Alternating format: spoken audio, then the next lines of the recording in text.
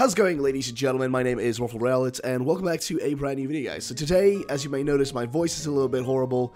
It's basically been destroyed from all my streams. I've been streaming like crazy on the channel, you know, shiny hunting. So for anybody who, likes shiny hunting, definitely come by our streams, guys. We have a great time in there. It's a lot of fun. So if you definitely want to see some shiny hunting, check by those streams. I'll be streaming tomorrow again. But either way, what are we doing today, guys? Well, basically, we're going to take a look at two things specifically, right? The first thing you see already here, guys, on the screen is the concept art for Let's Go Pikachu, Let's Go Eevee, and I want to just share a few more of my thoughts now that I've played the game for almost 100 hours in total. It's been a while, okay? It's been a while playing the game, but I've been playing it for a lot, and I have some more thoughts now that I've played it again. I already did my review, which I gave the game a 6 out of 10, but it's actually starting to get a little bit more downwards, I feel like, because, I don't know, the game is starting to get more and more, like, I don't know, tedious with some of the aspects of it, which I already talked about before, but I'm going to talk about that later, guys. And also, we have some actual news in this video. So, of course, there's this stuff, but there's also a brand new trademark. So, we'll get into all that stuff. I think we'll start with the actual concept art first, and then we'll get to the trademark last. So, if you want to skip to the trademark, you can do that, guys. But let's get started with the actual stuff right here. So, this was all posted by PokeExperto, and we have some concept art, which...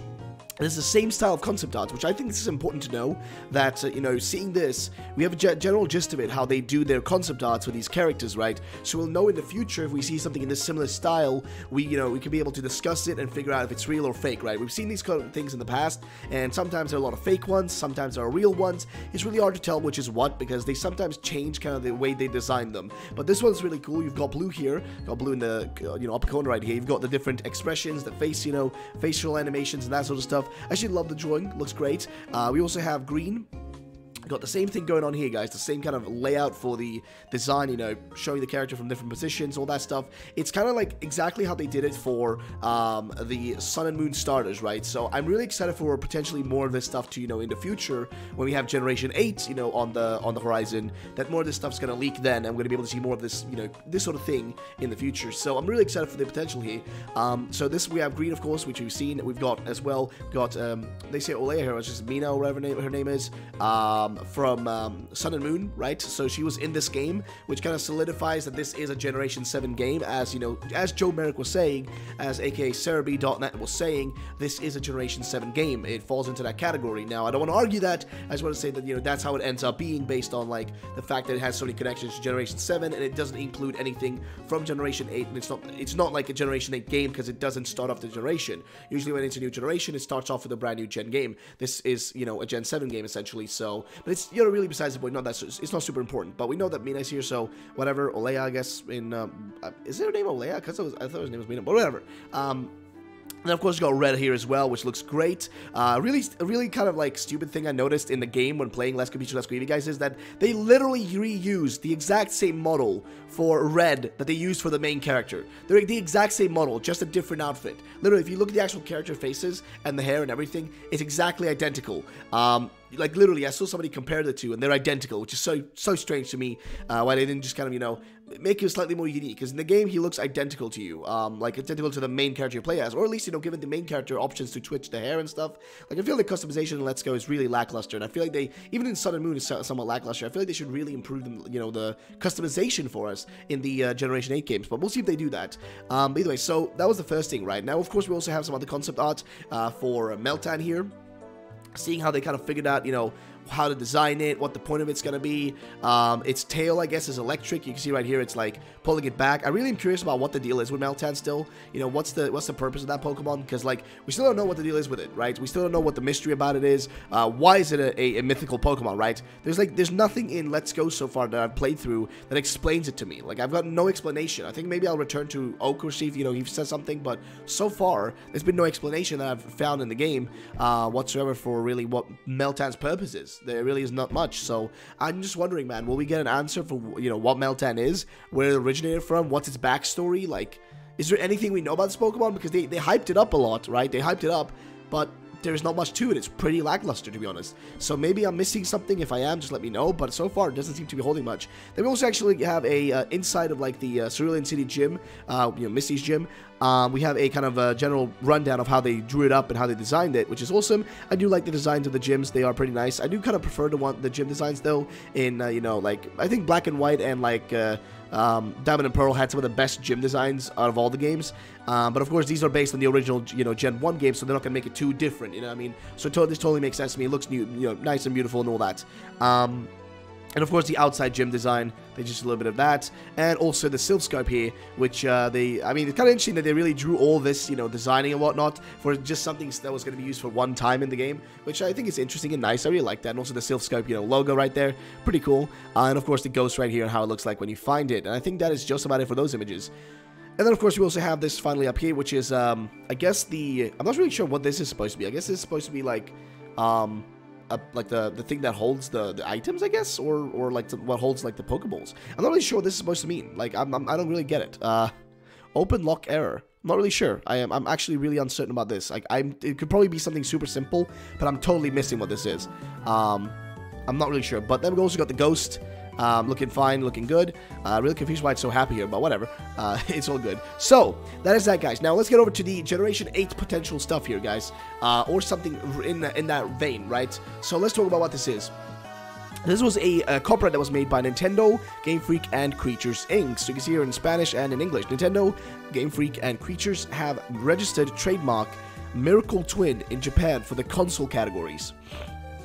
This means it's game related, right? This isn't right. Usually when we have trademarks, guys, people, they trademark it under the umbrella of everything, right? Under toys, games, and everything. This is under the consoles category, which means this is game related. This is related to video games, and it's called Miracle Twin. So I'm starting to wonder, is this going to be the name of maybe like, a brand new Pokemon game? Not the name of like a brand new Generation 8 game, that's what I'm talking about, but like something in that vein, right? Like something similar, right? Will this be a spin-off game that we're gonna be getting, or something in that vein? Or is this the name of a new in-game feature? Like, how we had that whole idea of like the Ultra Shiny, which ended up being just a TCG thing, right? But that's because we knew that was potentially gonna be a TCG thing, because the trademark was a across-the-board trademark, right? It was a trademark for TCG, games, video games, cards, toys, etc. It was a trademark for everything. This is specifically a trademark for consoles, which means it falls into the game category, video game category. So is Miracle Twin hinting at something? You can see Augustin here, down here says Mystery Dungeon confirmed. Is that what it's talking about? Somebody down here, I guess, like, people are just giving IDs, but it's all like in, I guess, Spanish. So let's see what they, have in mind. Why is Spanish? Okay, well, yeah, this guy's just talking about something else. Let's see, if you register the 3 as something of Pokemon, sure. Another thing, maybe a function of Let's Go or the TCG. Unlikely. I think this is probably something else for like Generation 8, because if this was for Let's Go, they would have trademarked it before, not after. Because it makes no sense really. I mean, it makes sense, sure, but trademark afterwards, but it doesn't fit with the Let's Go theme. There's nothing in Let's Go that really fits with the idea of a twin. Miracle Twin, right? That doesn't make any sense to me. So I'm wondering, maybe there's something we're missing here. Maybe there's like a different thing, right? Maybe there's like a something else that we're missing here. Some different kind of theme that's going on that we haven't seen. So I'm gonna see if I can maybe find something in this Miracle Twin. Let's see if that's an actual thing. Miracle Twin, the Twin Miracle is apparently the Twin Miracle is also called the Miracle of Sravasti. So let's just read this, guys. So this is apparently something, I'm not sure which kind of like, it relates to Buddha. Okay, so this could be potentially a thing, guys. So let's see what it says here. The Twin Miracle. The Twin Miracle, also called the Miracle of Sravasti, is one of the miracles of the Gautama Buddha. It was performed 7 years after his enlightenment in the location of Sravasti. The miracle occurred within a contest of heretics who wished to perform their own miracle. In Sravasti, standing on a jeweled walk, the Buddha proceeded to perform the Yamaka Patihariya, twin miracle, unattainable to any disciple, and so called because it consisted in the appearance of a phenomenon of opposite characters in pairs, emitting flames from the upper part of his body and a stream of water from the lower, and then alternatively flames of fire and streams of water also proceeded alternatively from the right side of his body and from the left. This miracle is considered as the Buddhist miracle par excellency, and is represented in many sculptural and pictorial scenes.